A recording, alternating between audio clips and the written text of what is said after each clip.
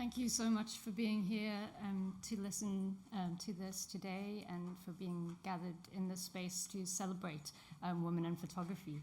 And before I begin, I just want to draw your attention to the case of Stella Nyanzi, Dr. Stella Nyanzi. She's a queer feminist activist and scholar who's been imprisoned for writing poems that insulted Uganda's President Museveni. She called the president a pair of buttocks and published poems on her Facebook page. And she's been imprisoned now for over a year, and she's still in prison now. And so if anybody is interested in more information about it, you can either, there's a hashtag Free Stella Nyanzi, and I'm happy to speak to anybody more about that afterwards. I'm going to be speaking about women who've used photography as a form of resistance, and much of my work centers on resistance. And so while I'm talking about something historical in this work that I'll share with you today, I think it's really important to remember people are still struggling now. And so, yeah, she's someone that I know, and I'd just like you to know her name. And if you can, you could write letters of support. PEN in the UK actually has some information on their page too. Thank you. So I want to begin with an image that was taken on one of the most notorious days in the history of South Africa, the day of the Sharpeville massacre, 21st of March, 1960. And on that day, more than 5,000 people gathered outside of a police station in a place not far from Johannesburg to protest against being forced to carry passbooks. So those were documents issued by the apartheid state that strictly monitored and controlled the movement of black South Africans. Arriving without their passes, the intention of the protesters was to give themselves up for arrest.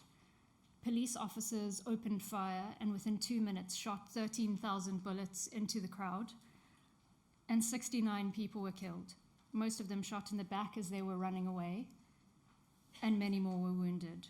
And this photograph that you can see here shows a small encounter, a minor event that took place on the margins of an historic event that shaped the history of apartheid in the decades to come. At the same time, the photograph tells us much about the social and political order of the time and shows us something of the long history of women's resistance in South Africa. In the foreground of the image is a black police officer, wearing a pith helmet, viewed from behind, his wide trousers pulled up slightly too high, creating an effect that would be comical were it not for the group of 3 white police officials standing alongside him, a reminder that the violence of apartheid is not only brutal but sinister. We want to celebrate freedom, not fascism. The sign carried by the woman in the photograph reads, a courageous sign of refusal that at the same time gestures to a different possible world, a world in and of the future, but also a world outside and beyond South Africa. In its reference to fascism, this sign of resistance links the struggle against apartheid to anti-colonial struggles across the continent and to resistance movements that rose up against fascism in Europe during the Second World War. The woman who holds this sign appears resolute but afraid, while her companion stares directly at the police officers and does not hide the contempt she feels for the police. The poster she carries is not visible to us, but her disdainful facial expression and posture provide an indication of the message she bears.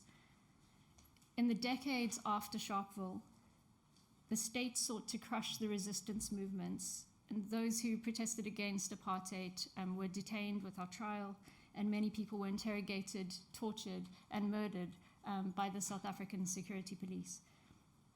And in the immediate aftermath of this massacre, Sharpeville 1960, the 2 most important opposition parties in South Africa, one of them the African National Congress, the current government, they were banned, and their leaders were jailed, and thousands of people were arrested. The state suppressed media and books, and images opposing apartheid were banned. In this context, photography, for many photographers, became a weapon of struggle. And most accounts of the struggle against apartheid, including the story of resistance photography, foreground the stories of men. This affects not only what is seen, but also how this history is framed and understood. And as with all such modes of history writing, in which women's lives are marginalized or erased, we only see less than half the picture. As South African curator and scholar Sheena O'Connell has noted, the names of women photographers, and black women photographers in particular, are often excluded from accounts of the visual archive of apartheid. And my current research seeks to address these omissions, and I'm going to share with you a small number of images taken by 3 women photographers who all formed part of the anti-apartheid photography collective Afrapix.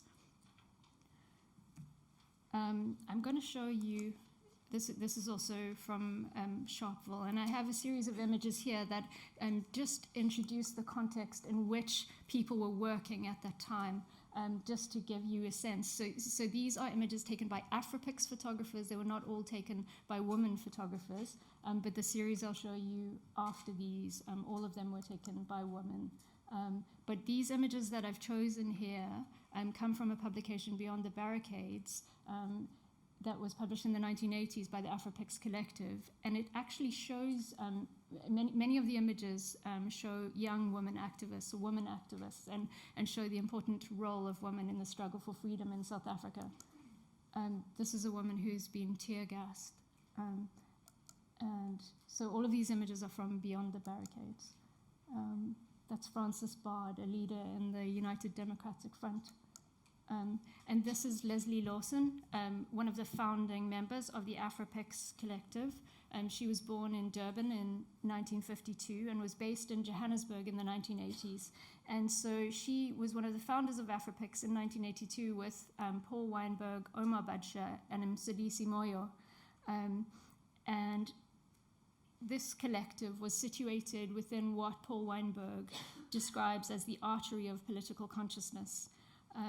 The collective aimed to foster social documentary photography in South Africa, to serve as a photo agency and a picture library, and to contribute to the liberation struggle.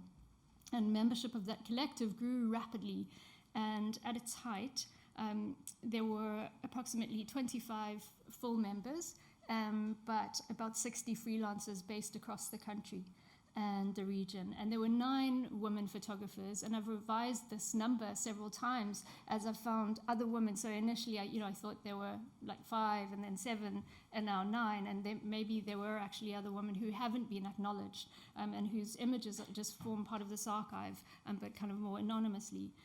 But so the women that I've identified so far are Jill de Vleg, Ellen Elmendorp, Leslie Lawson, Desani Mudlia, Biddy Partridge, Wendy Schwegman, Zubeida Valley, Giselle Wolfson, and Anna Zeminski. And Sandy Smith, interestingly, who's sometimes listed as a member, was a member of the End Conscription campaign and Afrapix, but she was later exposed as a spy for the apartheid regime. And in 1986, during the state of emergency, the offices of Afrapix were raided, and the organization's archive was seized by the security police, some of it never to be returned. And in 1988, Kotso House, which was the building in which the South African Council of Churches, as well as Afrapix and several other anti-apartheid organizations were based, was bombed again by the security police. Some Afrapix members and the collective itself had strong links to trade unions and grassroots organizations challenging apartheid, and the collective not only documented these resistance movements, its work fed directly into popular mobilizing in the form of images used in posters, pamphlets, and publications. The photographs taken by members of the collective were widely used in the alternative press in the country, and regular packages were sent to anti-apartheid organizations abroad, including IDAF, the International Defence and Aid Fund in the UK, and to Impact Visuals, a cooperative photo agency in New York. And that's how much of what we know as the visual history of apartheid reached the world. And Leslie Lawson worked closely with NGOs in South Africa and published a book about women and work in the 1980s. She also worked as a filmmaker and made documentaries about HIV and AIDS. She's also published a book about HIV and AIDS in South Africa. And she's recently published a book about her life and work that you can find online. It's really an interesting read. And in 1989, actually, this is the first book published by Afrapix, South Africa, The Cordoned Heart. And some of Leslie Lawson's images appear in this book, as well as in Beyond the Barricades, which I already mentioned. And this book included many of the most powerful images taken at the time. And Jill de Vlieg, who joined Afrapix in 1984, is one of two women whose work is featured in this book. Jill de Vlieg was born in England in 1940, but moved to South Africa when she was a small child. And she trained as a nurse, and in 1982 joined the anti-apartheid women's movement, the Black Sash. And she, as an activist, she took photographs in the course of her work across the provinces of South Africa. And she documented everyday life under apartheid, forced removals, political funerals, and the effects of violence. These images are by Leslie Lawson, and that's Jill, together with a young activist who she worked with in Tembisa Township. This is one of her photographs. And she explained that she came to photograph. So I did an interview with her, but subsequently have had many discussions with her since 2012. But she came to photography through her work as an activist, and she came to work with people who'd been subject to police and vigilante violence in the 1980s as part of the work that the Black Sash were doing with rural communities who were being forcibly removed from their land. And her work brought her into close contact with people who'd been subject to violence. And she talked about being able to play a dual role as a photographer as well as an activist, a Black Sash member who also took photographs. But because she was also a nurse, she also treated people who were injured. She related how at a mass funeral at which the press were prevented from entering by the police, she went in as a Black Sash member and then took photographs. And at that time, she was in her 40s, so she spoke about being able to, as a white middle-class woman, that in some ways she was that her age and her status protected her from the violence of the police and made it possible for her to sort of pass into these spaces where she wasn't recognized as a press journalist. However, her presence didn't go unnoticed by the security police, and she was in fact arrested and detained by the security police for 2 months in 1986. She was held in detention in Johannesburg. Her work with the Black Sash and the detainees' Parents Support Committee provided her with a different view of the violence of apartheid from that of photographers who were working primarily for the press, and profoundly shaped the kinds of photographs she took. Many of her photographs do not portray violence as it occurs, but documents the events before and after. In this way, her work, like that of Zubaydah Valley, provides some of the missing parts of the story about violence under apartheid.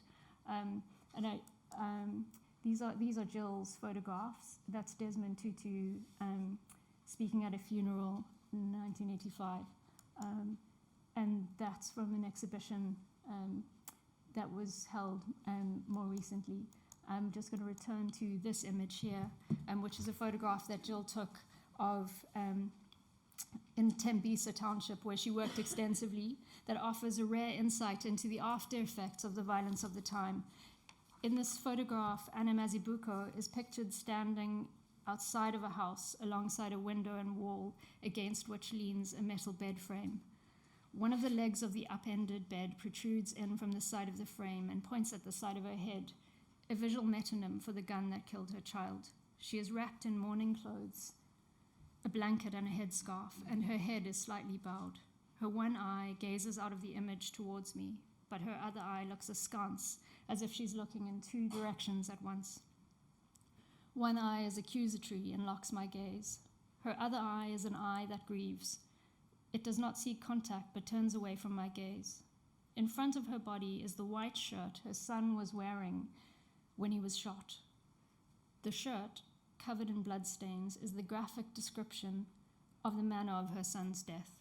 The stains take the shape of a limbless, truncated human body, a child's painting of the body of a child. This image resonates with a photograph taken by Zubeida Valley, who was one of two black women photographers who formed part of the Afrapix collective, and she photographed extensively in the area known as the Cape Flats, which was a very large area to which over 60,000 people were forcibly removed in the 1980s from Cape Town. And I'm just going to go ahead to, that's Zubeida Valley, a self-portrait that she took at the time in which she was an activist photographer. And she was born in Cape Town in 1963, and her own family was forcibly removed from the area known as Newlands to the Cape Flats. And these are some of her photographs. That's June Esau, an anti-apartheid activist at a meeting. And these are some of her photographs of women political activists. That's Cheryl Carolus, a current politician in South Africa. This is one of her images up close to the violence that was taking place at the time and resistance to the police violence. This is one of her very powerful photographs. The congregation in that church were tear-gassed, and that's the aftermath of that event. That's also in a place on the Cape Flats. That's a mass funeral in Guguletu. It's another place outside of Cape Town, a township. And this is the image that resonates with the photograph by Jill de Vleg that you saw earlier. And this is Hilary Mahmoud, the mother of Sean Mahmoud, who was one of three young men, boys actually, who were killed in an incident known as the Trojan Horse incident, where police officers drove into the township and they were concealed inside a wooden crate, and then children started throwing stones at the vehicle, and they rose up out of it and opened fire on the children, and three young men were murdered. And that was on the 15th of October, 1985. And I'm really interested in the way these kinds of images return us to this very painful, unresolved history in South Africa and open a way for us to engage with those stories that have been repressed, really, in our country today. And both Jill's photograph of Anna Mazibuko and this photograph of Hilary Mahmoud operate as a form of evidence and testify to the photographer's own acts of bearing witness and their recognition of the pain of the woman that they depict.